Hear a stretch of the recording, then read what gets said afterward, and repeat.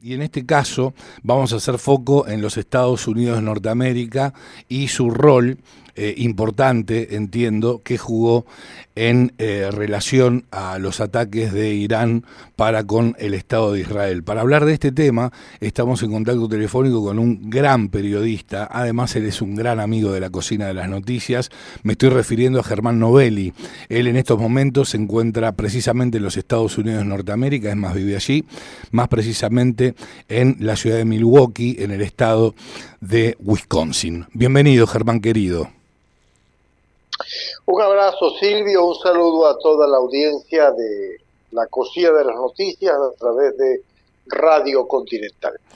Bien, Germán, comentanos por favor tu mirada, tu análisis en relación al apoyo de los Estados Unidos de Norteamérica para con Israel y a su vez si fue tan importante, porque Donald Trump poco menos que dijo que los Estados Unidos han demostrado una debilidad muy importante durante el mandato de Biden en torno a lo que tiene que ver con este conflicto en Medio Oriente.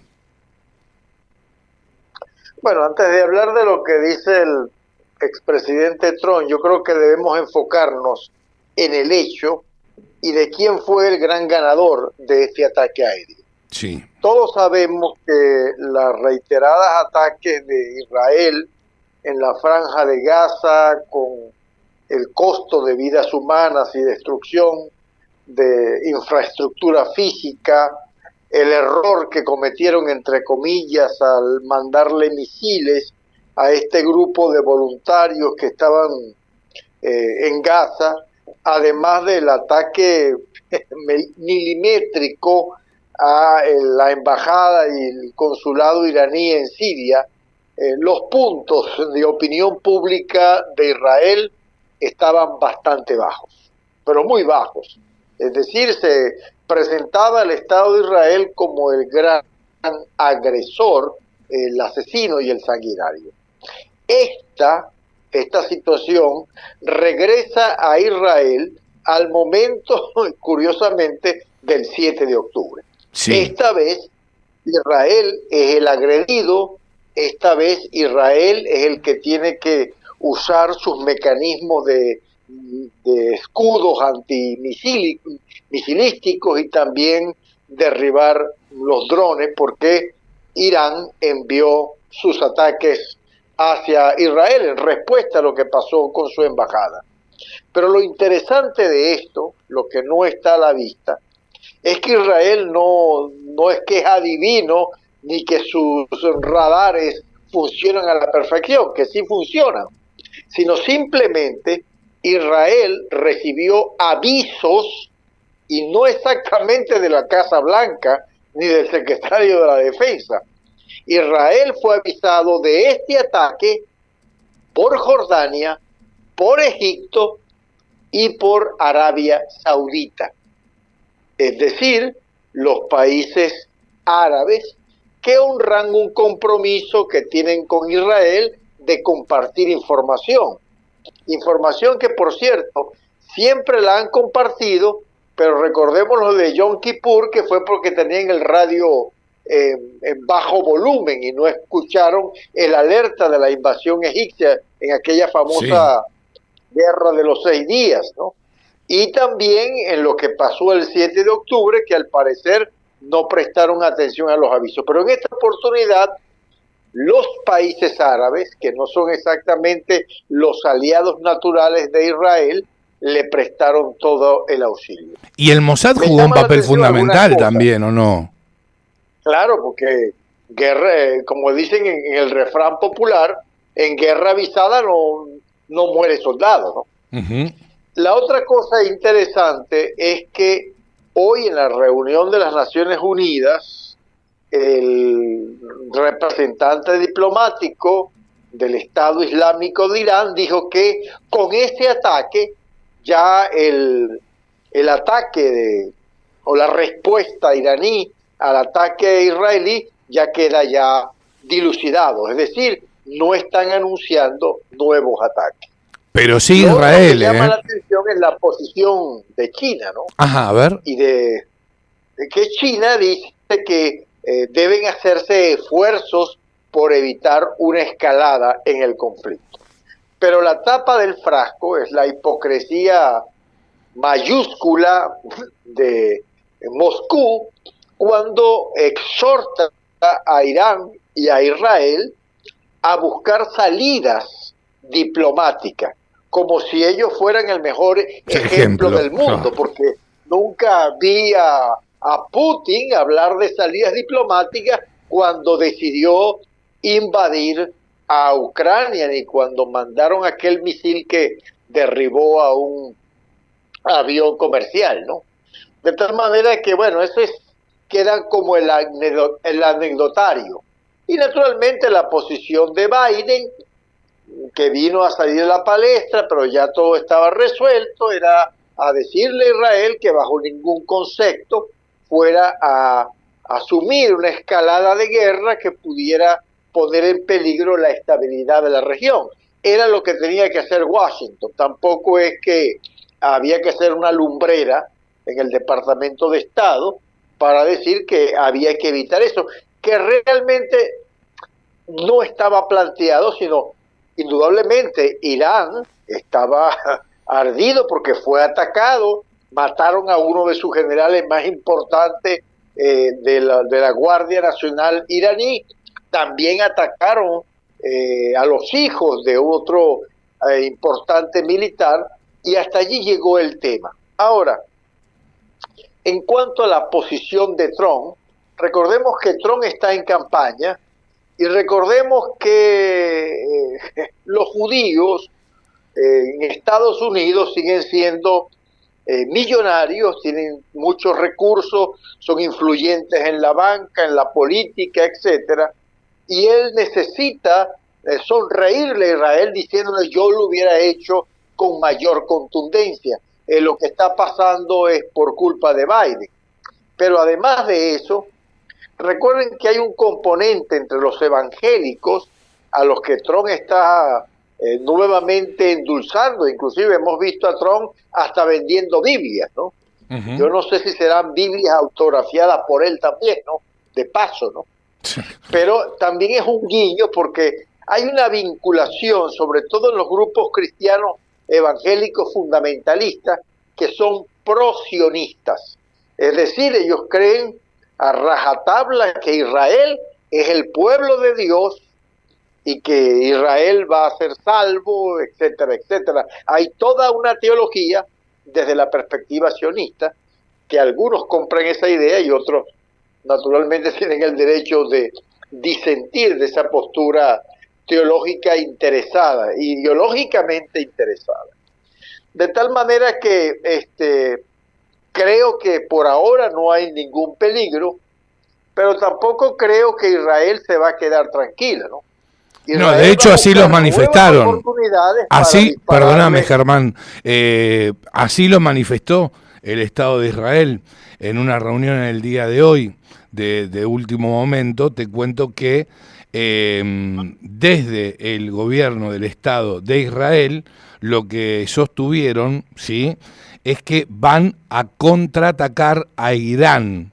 No hay todavía una fecha determinada, lo cual es obvio, pero es lo que sacaron en limpio, ¿sí?, a raíz de esta reunión entre Benjamín Netanyahu y el Ministerio de Defensa de Israel. Mira, ellos tienen que anunciar eso, Silvio, porque tampoco pueden dar muestras públicas de debilidad. Pero eso no va a pasar. No va a pasar porque tienen el cepo de la Casa Blanca, no va a pasar porque recibieron el apoyo de Jordania, Egipto y Arabia Saudita, y no va a pasar porque a nadie le conviene una escalada. Cuando yo te digo que Israel no se va a quedar tranquila, es que en cualquier momento que se le presente la oportunidad de dar de baja a uno de los alfiles de la Guardia iraní o alguno de los líderes de Hamas y de Hezbollah, lo van a hacer. Pero una respuesta concreta al ataque no va a pasar porque ya ha sido advertido por la Casa Blanca de que esa no es la vía. y Ujú. no creo que Netanyahu lo vaya a hacer. Sobre todo, recordemos que Netanyahu es un gobierno bastante debilitado, pero que él tenía que responder de esta manera para dar la impresión de que es el hombre fuerte y el que está tomando medidas importantes para la protección de Israel. Y Ujú. aquí lo verdaderamente importante es que el sistema de escudos antimisilísticos funcionó a la perfección, Sí, claro, sí, sí. ayudado por, ayudado por el cruce de información con Egipto, Arabia Saudí y por supuesto Jordania. Sí, pero además tengamos presentes que los Estados Unidos de Norteamérica y Gran Bretaña, a raíz de sus Fuerzas Armadas, también han derribado varios misiles y drones. Sí, van a seguir haciéndolo, sobre todo porque hay un área en el Mar Rojo donde tú sabes que hay buques petroleros de bandera norteamericana inclusive y de banderas de aliados que han recibido ataques por los grupos extremistas islámicos, ¿no? Ujú. Y ellos están trabajando en conjunto, uniendo el poderío bélico para proteger, más allá de proteger a Israel, que es importante, también proteger sus intereses en la región. Entiendo, todo esto, Recordemos que claro, sí. los aliados, excepción de Rusia, que ya no es parte de ese grupo famoso de aliados en Europa de la Segunda Guerra Mundial, pues tienen sus intereses en común y lo van a seguir teniendo. Sí, seguro. Yo no veo, por ahora no veo nada de que nos pueda llamar a preocupación, sobre todo después que leí a los chinos y a los rusos y al mismo canciller iraní diciendo que para ellos este episodio ya estaba finiquitado. Ujú. Ahora, en torno a los Estados Unidos de Norteamérica, que como bien decía, que Biden le pidió precisamente a Israel que no eleve esta escalada violenta y bélica, por ende, más allá de eso, insisto, tenemos que el jefe de Estado Mayor de Israel anunció que van a contraatacar, que van a llevar adelante un ataque para con Irán. Recordemos que Irán también, a ver, que es un estado terrorista, esto no cabe ninguna duda, que financia Sí, al Hezbollah y que financia a Hamas, que viven atacando con misiles a Israel. bueno, yo realmente no lo veo de esta manera. Yo sigo apostando a una salida. Si lo hacen, eso puede ser bastante contraproducente y además no creo que la Casa Blanca lo vaya a permitir. Ujú. Y No, sí, porque aquí está algo más allá que supera a Israel. Aquí estamos hablando de que eso podría terminar de desestabilizar la región y eso es sumamente complicado, sobre todo si observaste los mercados, el mercado asiático se se desplomó desplomó. y los Sí. precios del petróleo se dispararon, ¿no? Ujú. Y esos son elementos que también hay que analizar, porque Estados Unidos va a pagar el petróleo más caro, una gasolina más cara, y estamos en un año eminentemente electoral, ¿no? Y Seguro. la misma repercusión de petróleo caro naturalmente afecta al Reino Unido, a Francia y a los países aliados de Estados Unidos. Ujú. Se hablaba, y gracias a Dios no aconteció, que este ataque iraní hacia Israel, hacia el Estado de Israel, podía desencadenar una tercera guerra mundial. De hecho, Europa, ¿sí? Puso en alerta máxima a los países que la conforman. Indudablemente que cuando hablamos de Irán tenemos que recordar, porque todos lo sabemos, que Irán tiene poderío nuclear, ¿no? Y naturalmente que eso siempre será un peligro evidente para el mundo. No estamos hablando solamente de la región, estamos hablando del mundo.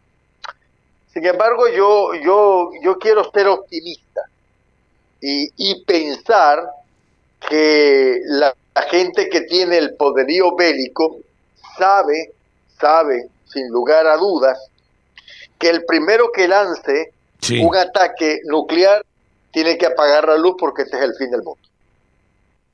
Cuando hablamos de Tercera Guerra Mundial, Silvio, y a toda la audiencia, no estamos hablando de una tercera guerra que va a dejar los mismos resultados que la Segunda Guerra Mundial ni la primera.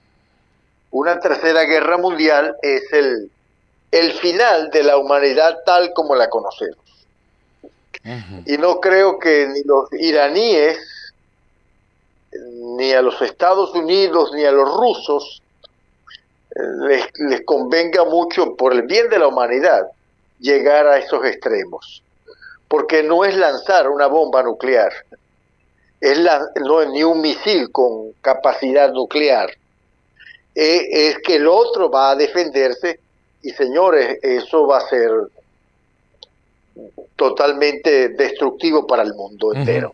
Sí, eso. Porque va a haber, indudablemente, que se va a producir un concierto nuclear en el mundo, y recuerden que por ahí anda un asiático que además de loco es peligroso, como diríamos en el argot popular, más peligroso que un mono con una hojilla, ¿no? Sí, claro. Te estás refiriendo a Kim Jong-un. El señor que está en Corea del Norte. Claro. Y a ese sí es verdad que parece, por su estado de demencia, le importa un comino pues sumarse en ese concierto.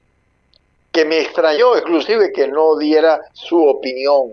Sí, yo te iba a comentar exactamente lo mismo. No hubo ningún tipo de declaración por parte de Kim Jong-un. A mí me llamó poderosamente la atención, insisto.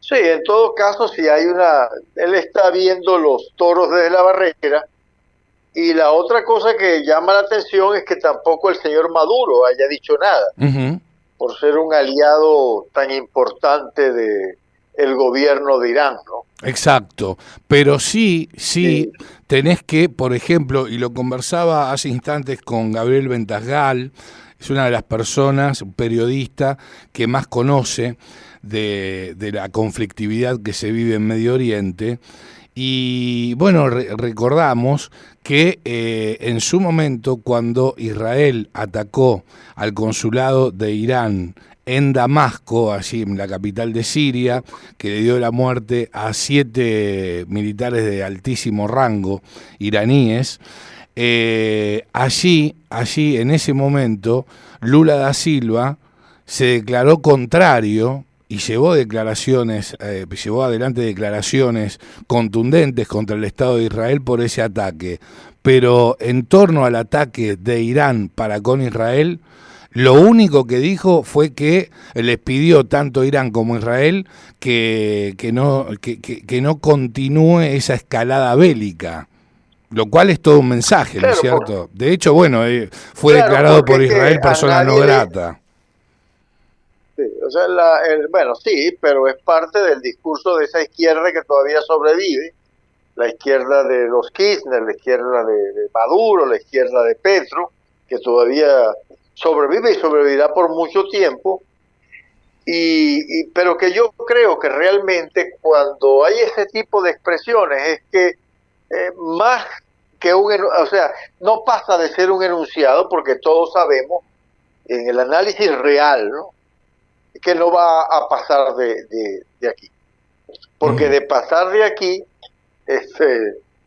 la cuestión se complicaría un poco más. Claro, como bien dijiste, claro, estaríamos en vísperas de una tercera guerra mundial, y ese sería ni más ni menos la tercera y la última, ¿no? Claro.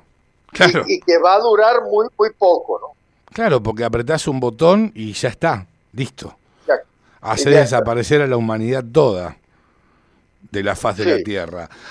Ahora me gustaría que nos recuerdes en qué consistió el acuerdo cuando Donald Trump, si yo mal no recuerdo, era presidente de los Estados Unidos, con Irán, para que no prospere, ¿sí? O para que se detenga Irán en torno a la generación de uranio, ¿sí? Direccionada esta a llevar adelante una bomba atómica, y luego se desarticuló precisamente ese acuerdo. Bueno, básicamente ese es un trabajo que venía haciendo no Trump, sino Barack Obama. Obama, exactamente. Después lo continuó Trump.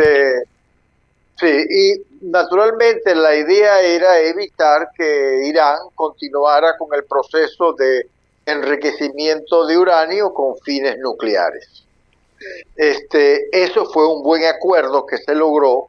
Lastimosamente, por esa manera de diplomática, entre comillas, de llevar el mundo el señor Trump, todos esos acuerdos se desplazaron y además cayeron en lo que yo siempre he llamado el club de los pinochos.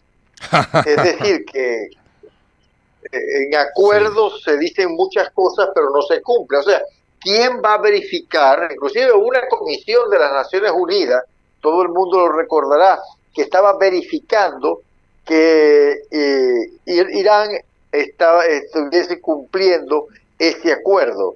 Pero realmente sabemos que ¿quién puede garantizar que Irán lo está haciendo? ¿Quién tiene el acceso cuando ya no existen los especialistas de Naciones Unidas verificando el cumplimiento de esos acuerdos? Ellos siguen enriqueciendo desafortunadamente el uranio para fines nucleares, ¿no? Uh-huh. Y no creo que lo hayan parado. Sin embargo, recuerda que el costo de ese tipo de acciones en la economía es muy fuerte, ¿no? Y no creo que Irán esté interesado en empobrecer como la tiene el señor de Corea del Norte a su población para fines de nucleares, atómicos, con ese sentido guerrerista. Siguen haciéndolo, siguen haciendo ensayos, siguen haciendo modelos, pero básicamente para mantener el miedo en el tapete de que si ustedes pueden, yo también puedo, y yo puedo mucho más. Claro, demostración de poder. Al final, Silvio, al final uno no sabe, Silvio, qué es lo que puede pasar, ¿no? Uh-huh. Al final de esta historia, ¿no? No quiero ser apocalipsis, quiero tener más bien un poco de sindéresis, ¿no? Sí. Y que va a haber una solución.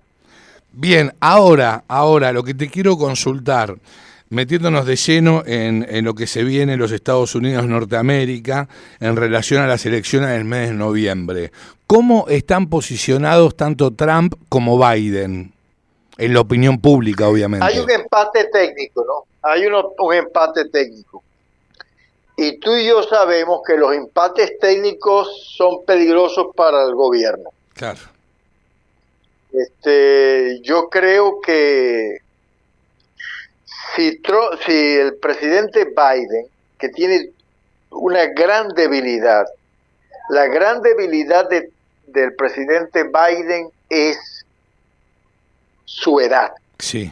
La gente no lo quiere por viejo. Punto.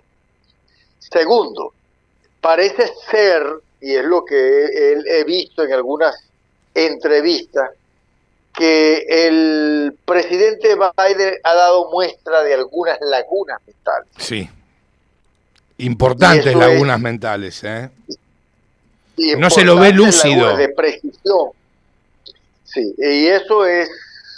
Aquí en este país van a votar por un mentiroso, un misógino, pero no están muy interesados en votar por alguien que tenga lagunas mentales. Aunque el otro también es otro señor, como dicen los mexicanos, un señor grande, ¿no?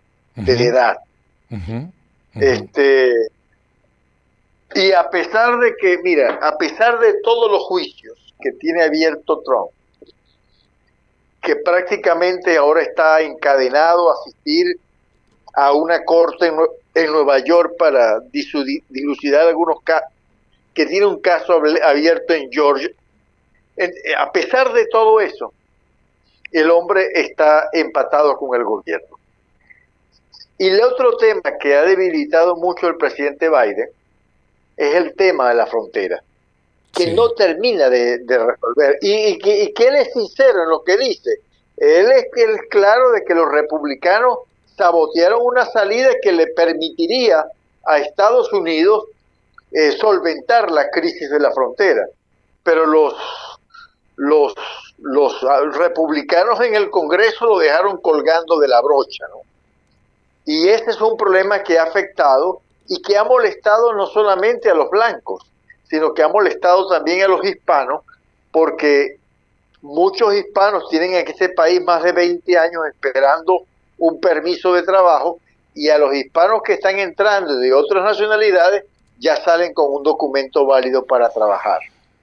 Además de que es un verdadero desastre. La gente no se imagina las dimensiones del desastre en la frontera.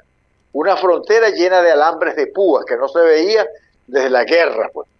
Una frontera donde los guardias nacionales, que tienen otra función, están encargando de llevar a empujones a los que pasen la barda y sacarlos a empujones, literalmente a empujones, a territorio mexicano, los lanzan al río Bravo para que se regresen, etcétera. O sea, una anarquía total. Un grupo de familias con niños tratando de entrar a las fuerzas. O sea, es un desastre completo. Y eso también tiene muy debilitado y muy desencantado a los electores del presidente Biden, muchos de los cuales que son de la izquierda radical en este país, como la representante Casia Cortés, sí. También la posición de Biden en el conflicto israelí con los palestinos. Yo no quiero ser tan pesimista para Biden, pero a menos que surja una decisión judicial contundente que saque del camino al presidente Trump, yo veo ganador a Donald Trump en el proceso de este año, que es en noviembre, recordemos eso, las elecciones no son en el futuro, es en el mes de noviembre, mañana, o sea, pasado mañana. Claro, exacto, y obviamente vamos a hacer una cobertura especial con vos, Germán, ¿eh? Sí, naturalmente, siempre lo hemos hecho y daremos por lo menos los pronósticos de lo que va a pasar. Hasta el momento le hemos dicho siempre a la audiencia, señores, prepárense para 4 años con Trump. Bien. A menos que haya un imponderable judicial. Que no lo veo factible yo, ¿vos? Sobre todo con una Suprema Corte que fue nombrada varios jueces por el mismo Trump. Bueno. Está todo dicho, me parece. Sí, hay muchas limitantes para que cualquier juicio en contra de Trump prospere en la Suprema Corte, porque al final allí va a llegar todo. Recuerden que él sigue repitiendo de que lo que pasó ese día era parte de su discreción presidencial. Okay. Y cuando terminen las Cortes civiles va a la Corte Suprema y van a decidir si tiene... Y eso es ganar tiempo. Al final, después que esté electo como presidente y haya una condena, él dice, yo me perdono. Se acabó. Está bien, está claro. Sí, una vendría a ser una autoamnistía. Sí, como el principio de Juan Charrasqueado, muy común en los mexicanos. Si no gano, arrebato. Germán, te agradezco infinitamente este contacto, siempre es un placer. Estamos hablando en este tono, oíste, Silvio, a mí me da risa porque estamos hablando de este tono para referirnos al país más poderoso del planeta. Sin lugar a dudas, sin lugar a dudas. Germán, muchísimas gracias, sos muy amable, ¿eh? Un abrazo para ti y un saludo a toda tu audiencia. Siempre a la orden de ustedes. Muchísimas gracias, Germán. Abrazo enorme.